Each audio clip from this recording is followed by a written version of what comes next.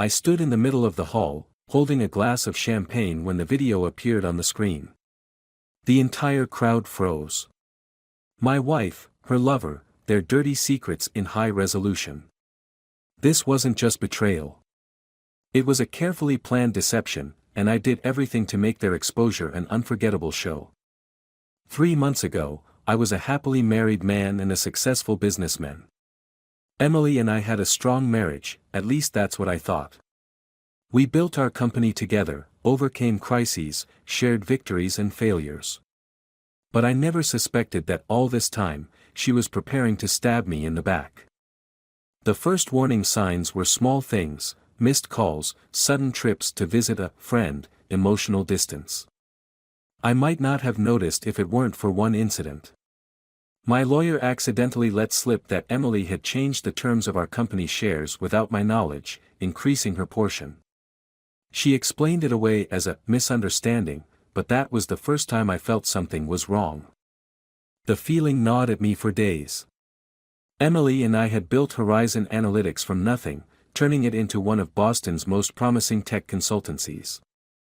We'd weathered the startup phase together, sleeping on an air mattress in our first office when we couldn't afford rent for both a workplace and an apartment. Her sudden secretiveness felt like a betrayal of that shared struggle. I tried to ignore it. We had our 10th anniversary coming up, and I'd planned a weekend in Cape Cod, at the same beachfront cottage where I'd proposed. The night before our trip, Emily canceled, claiming a client emergency. I called her assistant later that evening to send some documents to help. There was no emergency. That night, alone in our Back Bay townhouse, I made a decision I never thought I'd make. I hired a private investigator, Mac Donovan, an ex-Boston PD detective with a reputation for discretion. "Don't tell me anything you don't want to know," he warned when I signed the contract. I should have listened. He worked quickly. Within 2 weeks, I had a report filled with photographs, phone logs, and message transcripts. Emily had been cheating on me with Tom Larson, my business partner and supposed friend. The man who'd been best man at our wedding. The guy who'd held my head over a toilet during my father's funeral when the grief and whiskey became too much. But the affair was just the surface. What lay beneath was far worse. They were systematically setting me up for destruction, planning to push me out of the company, leave me without money, and file for divorce to take half of my assets. Tom had been courting our investors behind my back, suggesting I was becoming unstable and difficult to work with. Emily had been documenting every minor argument, constructing a narrative of emotional abuse that never happened. I sat in my car outside Mac's office for hours after receiving the report, staring at photos of Emily and Tom entering the Four Seasons, time-stamps showing it happened during our anniversary dinner that she'd left early, claiming a migraine. In one image, she wore the diamond bracelet I'd given her that night. The betrayal was so complete it felt like drowning. I didn't make a scene. I didn't throw tantrums. Instead, I began to plan. First, I acted completely normal. I kissed Emily goodbye each morning, attended strategy meetings with Tom, and even joined them for drinks after work, watching them exchange glances when they thought I wasn't looking. I became the perfect, unsuspecting husband while quietly moving pieces on the board. I scheduled meetings with our biggest clients, one by one, ostensibly for quarterly reviews. In reality, I was securing their loyalty. "There might be some restructuring soon," I told them, "but I want to assure you personally that your accounts remain my top priority." I didn't have to mention Tom or Emily, the implication was clear enough. Next, I contacted Nathan Chen, a brilliant developer we'd passed over hiring because Tom thought he was too expensive. I offered him double the industry standard to build a proprietary analytics system, one that would make our current offerings obsolete within a year. I funded it personally through a shell company my father had established years ago for tax purposes. The hardest part was legal. I met with Diane Mercer, a shark of a corporate attorney who specialized in what she euphemistically called business divorces. "They've been clever," she admitted, reviewing the documents I'd gathered, "but not clever enough." Emily had exploited a clause in our operating agreement to gradually increase her equity, but she'd left digital fingerprints. The timing of her access to certain files, coupled with Tom's subsequent investment moves, created a pattern that suggested conspiracy. While Diane worked on building our case, I focused on making our annual corporate reception unforgettable. The venue was the same as always, the ballroom at the Fairmont Copley Plaza. The guest list included clients, investors, employees, and local business leaders. The host would be my friend James Sullivan, a professional comedian who knew exactly what to do. The evening proceeded as usual: champagne, congratulations, thank you speeches.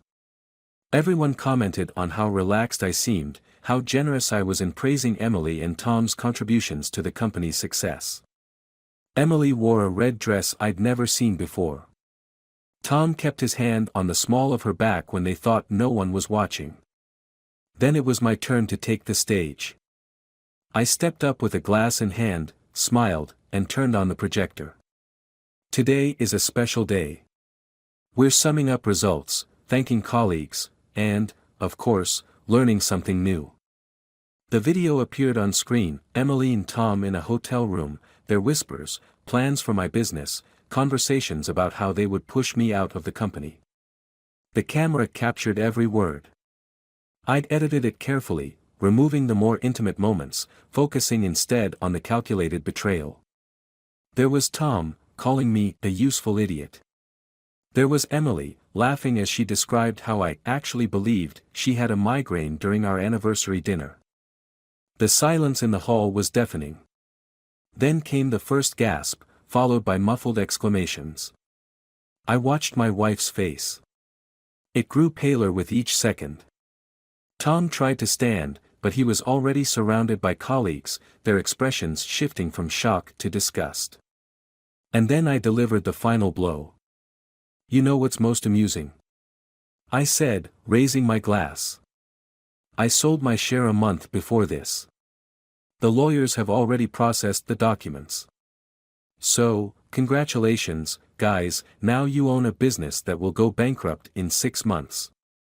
I had transferred all assets to a new company, leaving them only with debts. The investors were already on my side, and my lawyers were preparing a fraud lawsuit. Tom would lose his license, and Emily. Well, she was now living in a rented apartment while her accounts were frozen due to the litigation. I walked out of the hall to applause. It was the most satisfying sound I'd ever heard. But victory feels different than I imagined. The next morning, I stood in my empty office, boxing the last of my personal items. The phone hadn't stopped ringing, clients, employees, even reporters all wanting comments. I let everything go to voicemail. David, our head developer, appeared in the doorway. He'd been with us from the beginning, had written code for our first project on an ancient laptop balanced on a stack of pizza boxes. Was it worth it? He asked quietly. I considered the question.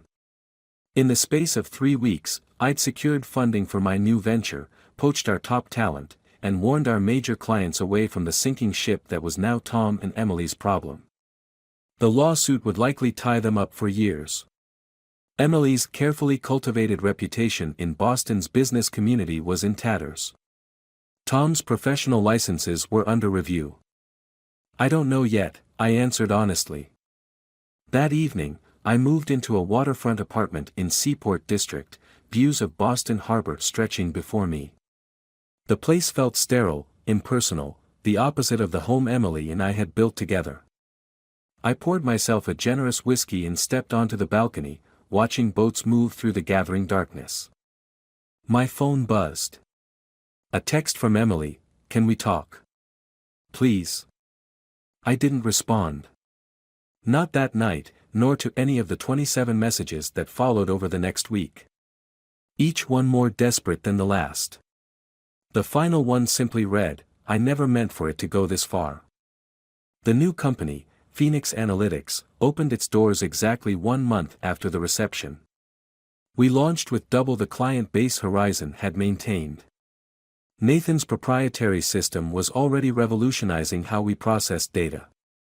We were hiring aggressively, and applications flooded in. Word had spread about what happened at Horizon, and everyone wanted to be on the winning side. I was having lunch with Diane when I heard Tom had been indicted for securities fraud. Apparently, my public exposure had prompted other victims to come forward. His lawyer was floating a plea deal. "You destroyed them," Diane observed, not unkindly. "What now?" "It's a question I still don't have an answer for. Revenge is supposed to feel better than this, cleaner, more satisfying. Instead, it's left a hollow space where my anger used to live." Last week, I drove past our old townhouse. A for sale sign stood in the yard, looking forlorn in the autumn rain. I almost stopped, almost walked up that familiar path to the door with the stained glass panel Emily had installed herself. Instead, I drove on. Some nights I still wake up reaching for her, forgetting for those first confused seconds of consciousness. Other times, I replay the moment her face crumpled on screen, wondering if I could have handled things differently. But then I remember the recordings, their laughter at my expense, the cold calculation in their planning. The company is thriving. I should be happy. The team looks to me with a new kind of respect tinged with wariness. Nobody crosses the boss who orchestrated such a spectacular downfall for those who betrayed him. Yesterday, I received an envelope with no return address. Inside was a handwritten note from Emily: "I'm leaving Boston. I hope someday you'll understand I did love you, even if I lost my way. Some part of me will always be yours." Beneath it was her wedding ring. I stand now at my office window, the ring heavy in my pocket, watching the city lights come alive as dusk settles. My revenge was perfect, precisely executed, devastatingly complete. I am successful, respected, feared. And utterly alone. Was it worth it? The question echoes, unanswered. Perhaps that's the true cost of revenge, not just destroying those who hurt you, but burning away pieces of yourself in the process. I turn back to my desk, to the contracts waiting for signatures, to the empire rising from ashes. This is what winning looks like. This is justice. This is what I wanted. Isn't it?